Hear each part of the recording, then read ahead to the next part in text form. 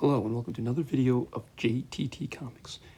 In this video, I'm doing a new series of Marvel vs. DC.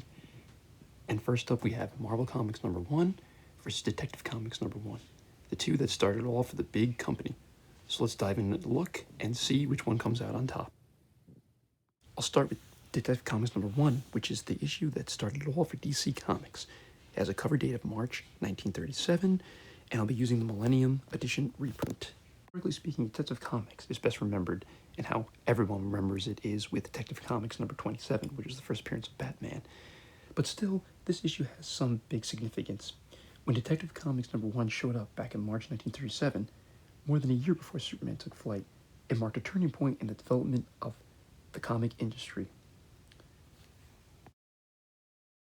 Now let's take a look at Detective Comics #1 and see some of the detectives that appeared before Batman. First up, we have Speed Sanders, who was a River Patrol detective. Next, we have Agent Cosmo, who was the Phantom of Disguise. Next, we have Brett Lawton, who was an international detective, and he was kind of similar to that of Indiana Jones, which is kind of interesting. Our next detective is Nelson Gaslin, who stars in The Claws of the Red Dragon, which he enters a Chinese restaurant and he comes across some villains from China, and we get our cover star of the issue because he's the main villain on the cover. The next two detectives, which happen to be both my favorite, is we get Brett Reagan, who's a spy, and we get Slam Bradley, both who were created by Jerry Siegel and Joe Shuster, the creators of Superman. And looking at these two detective stories, you can't help but to think of Action Comics #1, because their drawing style is exactly the same as it is in Action Comics #1. These are my two favorite because as a fan of Jerry Siegel, although he goes by Jerome Siegel in this one, and later changes his name to Jerry, and Joe Shuster, I think these are the two best stories in here, and worth the read. And it's funny with Slam Bradley, it was definitely a precursor of Superman, as he was like a strong detective guy, and they must have came up with the idea of Superman after writing this, because they're almost similar in a way. It was kind of like the prelude to Superhumans. And just like Superman has Lois Lane, both Bart Regan and Slam Bradley both have love interest in this story. Next, we have Buck Marshall, who was a ranger detective during the time of the Old West.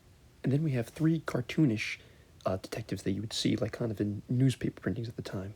We have Gushmore Gus, Eagle Eye Jack, and Silly Schlurtz, who are all cartoon detectives in this issue. So there you have it. That was a look at Detective Comics #1, the historic issue of Detective Comics. And what I find interesting about this one is that literally every single issue had to star a detective, and that was their promise going forward, until they eventually created a detective star that would steal the spotlight in Batman and continue on for thereafter. But it's an interesting take on detectives, and my favorite story had to be the Jerry Siegel and Joe Shuster one. So now let's take a look at the Marvel comic. Moving on to Marvel, we have Marvel Comics #1, the one that started it all, which has a cover date of October 1939. Unlike Detective Comics, instead of focusing on detective, Marvel Comics #1 focused on three big superheroes. So let's open it up and take a look. I'll be using the 80th anniversary reprint edition. Our first superhuman that we're introduced to is the Human Torch, who is an android with superpowers that was created in a lab. And this is not the Johnny Storm Human Torch, that he came a couple decades later, but I do believe that Stan Lee based the Human Torch off of this version. And we get many panels like this one of the Human Torch walking through fire, showing off his human ability. The next superhero we're introduced to is called the Angel, and he can fly and he has super strength. And funny enough, he is kind of exactly like Superman in a sense. He just has a mustache, which Superman does not. And Superman came out a year before this issue, and I feel like Marvel Comics definitely wanted to have their own superhuman type, so that they used the Angel as a template. And he kind of disappeared after the Golden Age, and maybe that's why, because of the similarities of him and Superman. The next superhero we're introduced to is the Submariner, who, out of all the superheroes in Marvel Comics #1, he is the one that's the most relevant today. He just appeared in the Black Panther movie, which I feel like that was a good appearance of him in the movie, and Stan Lee utilized him a lot in the 60s, and out of all the characters in the Golden Age of Marvel, he him and Captain America are the two that obviously will be used the most.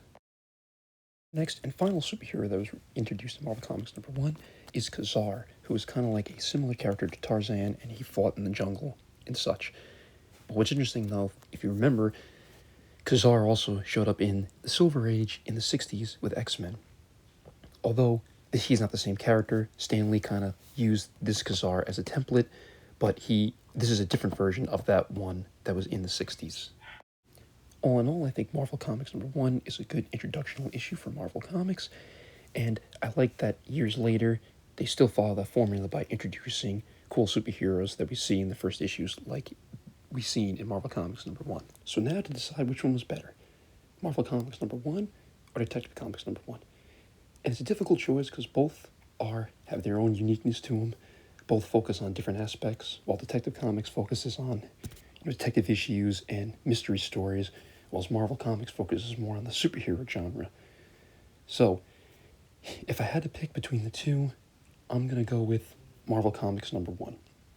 And the reason being is because it introduces the Submariner, who is a big relevant in Marvel Comics today, and it also, introduces more superheroes, which I feel like I'm more popular with superheroes. Like, I enjoy superhero stories more than mystery stories. So, for this round, the first round of Marvel vs. DC, I'm going to go with Marvel Comics #1. So, what do you guys think? Comment down below and let me know your thoughts. And let me know what other maybe Marvel vs. DC matchups you want to do. I'll be doing more in the future. And like, subscribe, and I will see you in the next video. Bye. I also wanted to add which cover I liked between the two, which one's a better cover. And although I do like the Golden Age Detective Comics redness pop and that evil look of the Chinese villain in the issue, I'm going to have to go with Marvel Comics #1, because just the fact that Human Torch, coming out of the door with the flames and going after the guy with the gun or shooting at him is just a great cover. So Marvel Comics #1 takes the cover pick as well.